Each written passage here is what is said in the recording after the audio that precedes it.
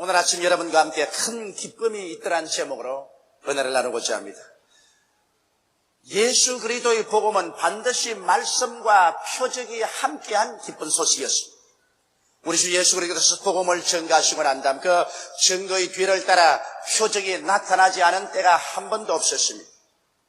이러므로 그리스도의 말씀은 흥을 치는 음성에 불과하지 않습니다. 반드시 그 말씀을 따라서 우리 사람들을 살리는 표적의 역사가 일어난 것입니다.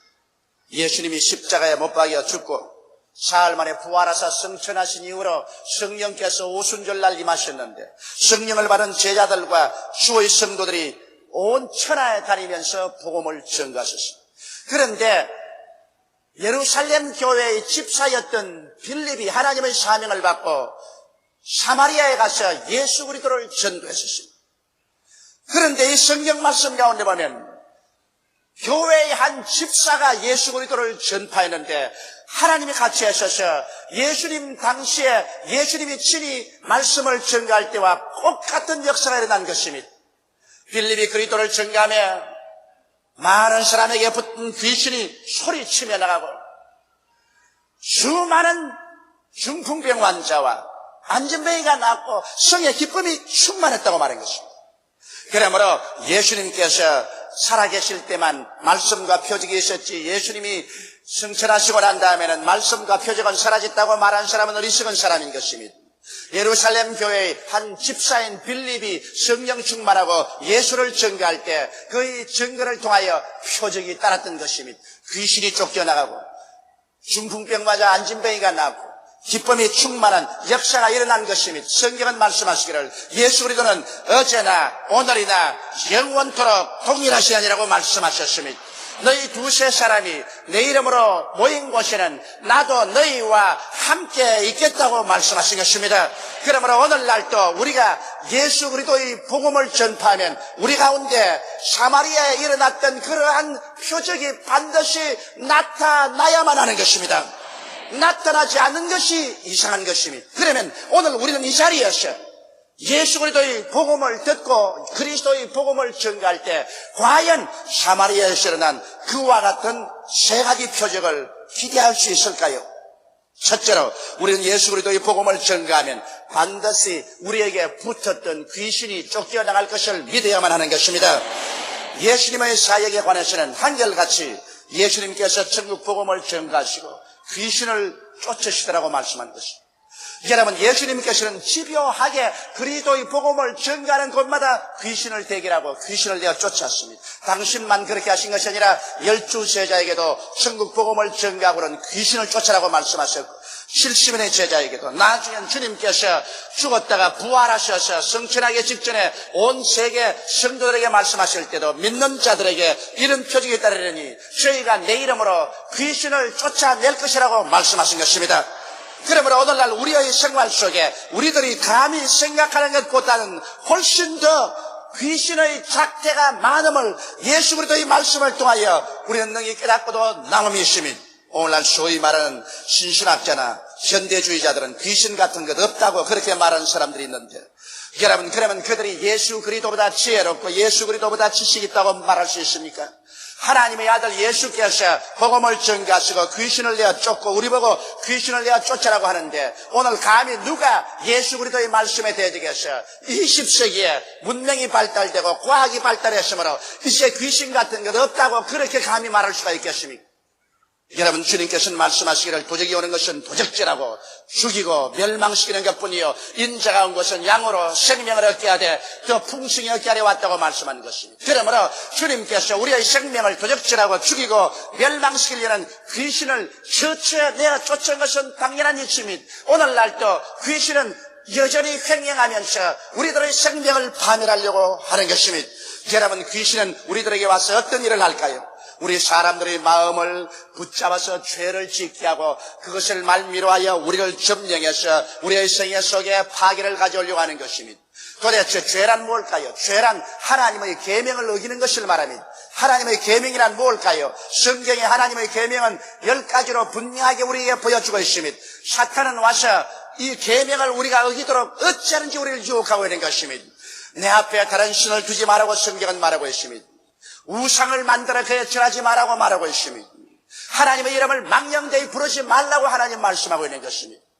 안식일을 거룩히 지키라고 성경은 말하고 있는 것입니다. 내 부모를 공경하라고 말하고 있으며 살인하지 말라, 간음하지 말라, 도둑질하지 말라, 이웃을 거짓 증거하지 말라, 이웃의 것을 탐하지 말라고 말하고 있습니다. 이와 같은 하나님의 계명이 있으니까 어찌하든지 귀신들은 우리를 유혹해 하셔 이 계명을 범하고 하나님을 반역하게 만들고 그로 인해서 사람을 점령하고 사람 속에 와서 도적질하고 죽이고 멸망시키는 일을 하려고 하는 것입니다. 또한 귀신은 사람들의 마음을 억압해서 부정적인 마음을 가지려고 하는 것입니다. 사람들의 마음이 일단 부정적인 마음을 가지고 마음이 비감한 생각으로 들어차면 파괴되기 시작하는 것입니다. 인생을 살아가는데 그렇지 않더라도 시험이 많고 고통과 괴로움이 많습니다. 그것은 파도가 치우고 벽에 부딪힐 때가 많습니다. 이런 것을 헤치고 나가기 위해서는 우리는 긍정적이고 적극적이며 창조적인 마음을 가져야 됩니다. 우리 마음속이 비관해버리고 부정적이 되면 그로 말미암아 뒤로 물러가게 되고 파괴되어버리고 마는 것입니다. 그런데 귀신은 어찌한지 와서 사람들의 마음을 비관하게 하고 부정적인 마음을 가게 하고 소극적이 되어서 뒤로 물러가게 만들려고 하는 것입니다. 이러한 귀신의 작태에 대해서 우리는 단호하게 일어나서 대결해야만 되는 것입니다. 또한 귀신은 와서 사람들의 마음속에 거룩지 못한 생각을 일으키고 행동을 하게 합니다. 반드시 죄는 아니지만 그러나 우리 마음속에도 하나님 앞에서 감히 생각할 수 없는 더러운 생각이나 더러운 말이나 더러운 행위를 하게 합니다. 더럽고 세속적으로 떨어지게 합니다. 그러므로 말미암아 그 더러움을 통해서 귀신이 붙어와서 우리 기도 생활을 방해하고 믿음을 파괴시키고 하나님 가차에 가지 못하게 만드는 것입니다. 또한 귀신은 우리에게 와서 탐욕으로 무리를 하게 하는 것입니다. 여러분, 이 세상에서 무리하는 것도 죄입니다. 우리가 살면서 정상을 벗어나 무리를 하게 합니다. 이 식주 생활을 자기의 생활 실력 이상으로 풍부하게 하려고 하다가 실패하고 사업을 자기 능력 이상으로 확장하다가 망하게 하며 일반적인 행동 중에도 무리를 하게 하여 상처를 입게 하고 그것을 연유로 해서 들어와서 도적질하고 죽이고 멸망시킵니다. 저는 한때 프랑스의 스트라스부르크에서 대성회를 인도하고 있었습니다. 매일같이 수천 명의 프랑스 사람들이 와서 복음을 듣고 낮에는 프랑스 교역자들에게 세미나를 하고 있었습니다. 그 당시만 하더라도 저는 몸의 건강을 더 얻기 위해서 조깅 슈즈를 가지고 다니면서 새벽 일찍 일어나서 새벽 기도를 하고 난 다음에는 조깅 옷을 입고 조깅 슈즈를 메고 그 다음 밖에 나가서 뛰었습니다. 저는 런던에서도 조깅을 했고 파리, 스위스랜드 어느 곳에 가는지 아침에 일어나면 뜁니다. 그래서 스트라스부르크에서도 아침에 일찍 일어나서 새벽 공기를 가르면서 제가 뛰었어요. 근데 제일 좀 상쾌하고 좋았습니다. 그런데 한참 뛰다 나니까 내 뱃속에서 하나님의 성령께서 말씀하셨습니다. 이제 그만 뛰어라. 좀 더 뛰면 지쳐서 안 된다. 그런데 내 머리에서 하는 말이 좀 무리해도 괜찮다. 좀 더 뛰면 더 건강해진다. 저는 건강을 얻어야 늘 말씀을 전가하고 복음을 전가하는 긴장을 이길 수 있기 때문에 그만 그 머릿속에 들어온 말을 듣고서 뱃속에서 그만 뛰라는 말씀을 억압해버리고 그냥 무리를 하고 뛰었습니다. 얼마 뛰지 않다가 그만 저는 주저앉아버리고 말았습니다. 갑자기 심장이 확 맥히더니만 그 다음 심장이 그냥 완전히 절도 없이 뛰기 시작하는데 200, 300으로 심장이 뛰는데 심장이 입 밖으로 나올까 싶습니다. 숨이 턱에 닿고 눈이 캄캄해집니다. 그래서 나는 그 아스팔트 위에 들어 누웠었습니다. 그리고 일어날 수 없고 온 전신이 저리오고 이제는 죽는가 보다 싶었습니다. 갑자기 내 마음속에 공포심이 생겼습니다. 마귀가 와서 나를 무리하게 해놓고 난 다음 마음속에 공포와 불안으로 막 누릅니다. 이제는 죽었다. 이 객지 불란서의 스트라스부르크 길거리에서는 비명 행사로 죽었다. 이제 내일 아침 신문에 크게 한국의 부흥사 조용기 조깅하다가 죽다. 그렇게 날 것이다. 숨이 턱에 닿습니다. 새벽 캄캄한데 누구로 도움을 청할 수도 없습니다. 자동차 한 대 지나가지 않습니다.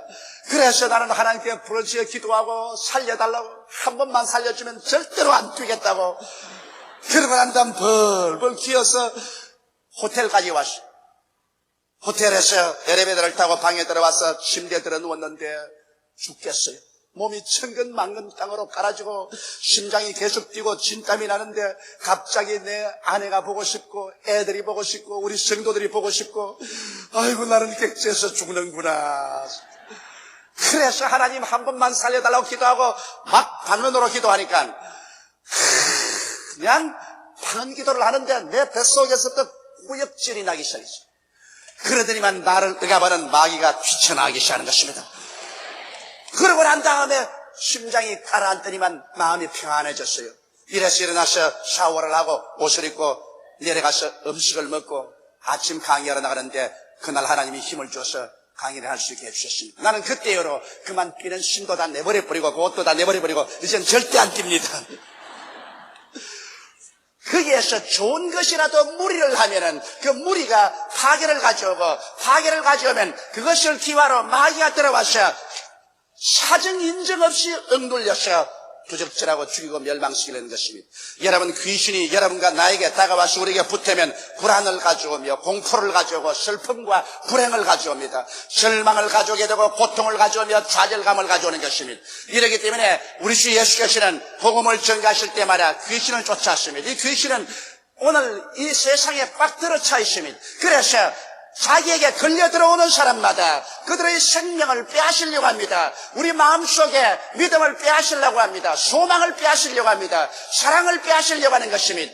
이러므로 우리는 예수 믿고 모일 때마다 귀신을 대적하고 귀신을 내어 쫓아야 되는 것입니다. 어떻게 우리가 귀신을 내어 쫓을까요?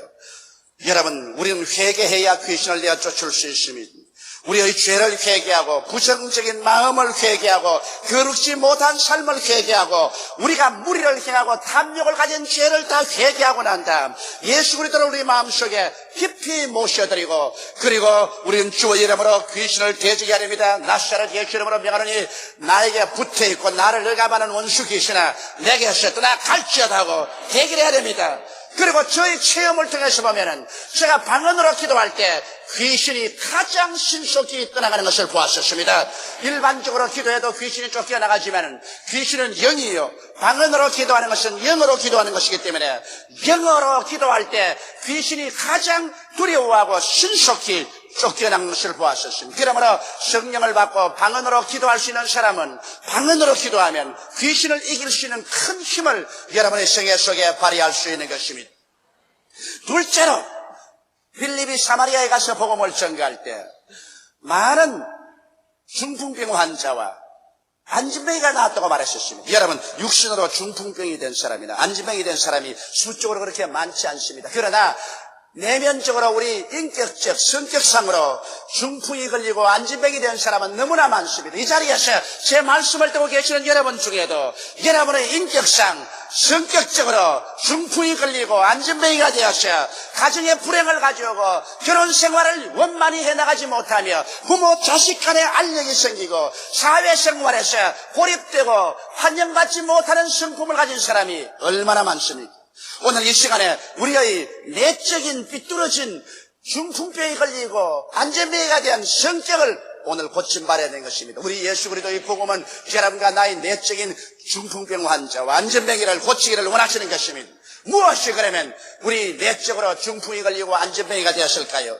여러분, 삐뚤어진 성격은 바로 중풍이요 안진뱅이인 것입니다. 삐뚤어진 성격이란 성을 잘내는 성격입니다. 참고 극복하지 못하고 조그만 침착에 부딪히면 그만 뱃속에서부터 성을 발칵내어서 가정을 혼란 속에 빠뜨리고 이웃을 당황하게 만드는 사람들이 많습니다. 그렇지 않으면 또한 오해 잘하는 성격입니다. 남의 말을 들으면 곧장 그것을 삐뚤게 듣고 오해를 하고 또 남을 오해하도록 말을 하고 전달하는 사람이 있습니다. 그렇지 않으면 잘 토라져서 한번 삐뚤어지면 좀처럼 마음을 풀지 아니하고 언제나 삐뚤어진 성격으로 사람들하고 등을 돌리는 사람들이 있습니다. 이러한 것은 삐뚤어진 성격으로 성격적인 장애요, 중풍이요, 안진뱅인 것입니다. 또한 아집이 센 성격이 있습니다. 이해심이 전혀 없습니다. 남의 입장에 서서 생각해 보려고는 주어도 생각하지 않냐고 자기 입장에 서서만 고집을 하고 주장을 하는 사람인 것입니다. 이러한 사람은 주어도 타협을 하지 않습니다. 자기 길만 옳다고 하는 사람입니다. 요사이 곧 우리 대한민국의 정치인들과 꼭 같은 것입니다. 요새 우리 대한민국 정치인들 보면은 추호도 타협하지 않으려고 자기 길만 옳다고 고집을 부리는데 이것 다 정신적으로 안전병이와 중풍병이 걸린 사람들이겠습니다.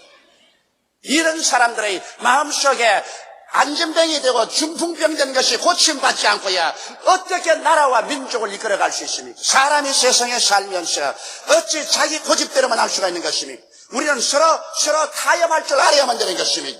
남을 무시하거나 자기 주장만 하는 것은 아집이선 성격으로 이것도 중풍병 걸린 내적인 성격을 가진 사람인 것입니다.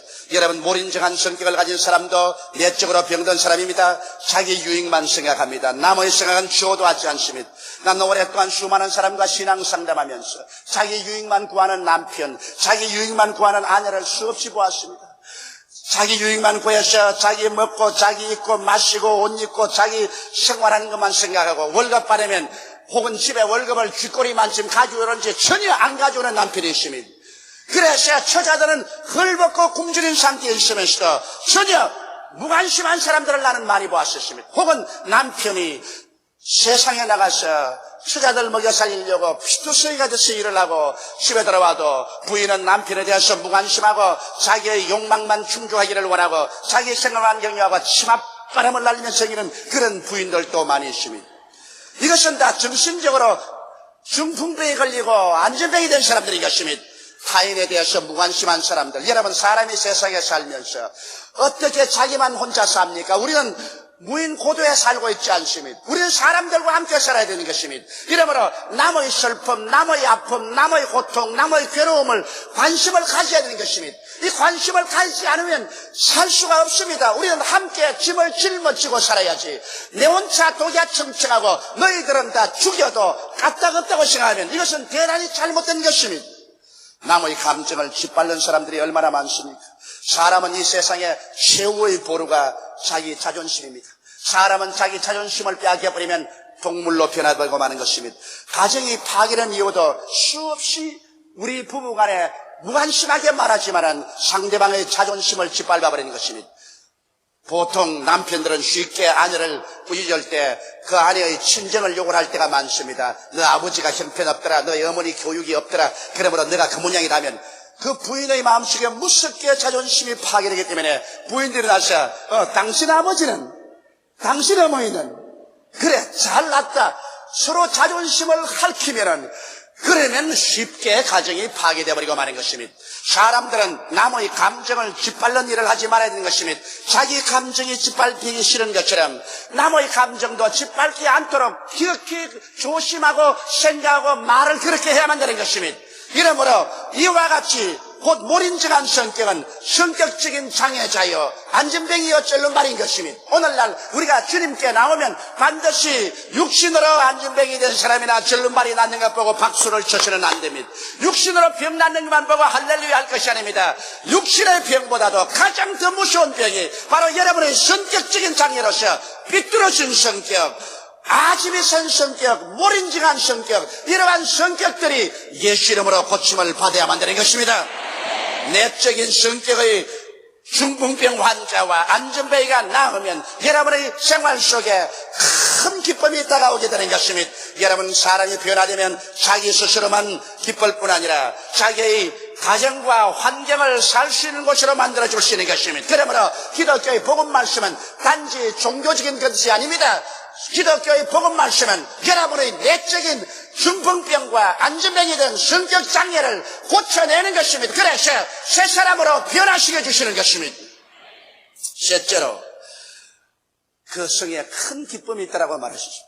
빌립이 와서 예수 그리스도의 복음 말씀을 전하기 전에는 그런 큰 기쁨이 없었는데 빌립이 예수 그리스도를 전하고 난 다음 큰 기쁨이 있다라고 말한 것입니다. 오늘날도 여러분께서 예수의 복음을 듣고 예수의 복음이 여러분 성에 속에 들어온 사람은 마음속에 큰 기쁨을 체험해야만 되는 것입니다. 우리가 중생한 것은 바로 기쁨을 얻는 것입니다.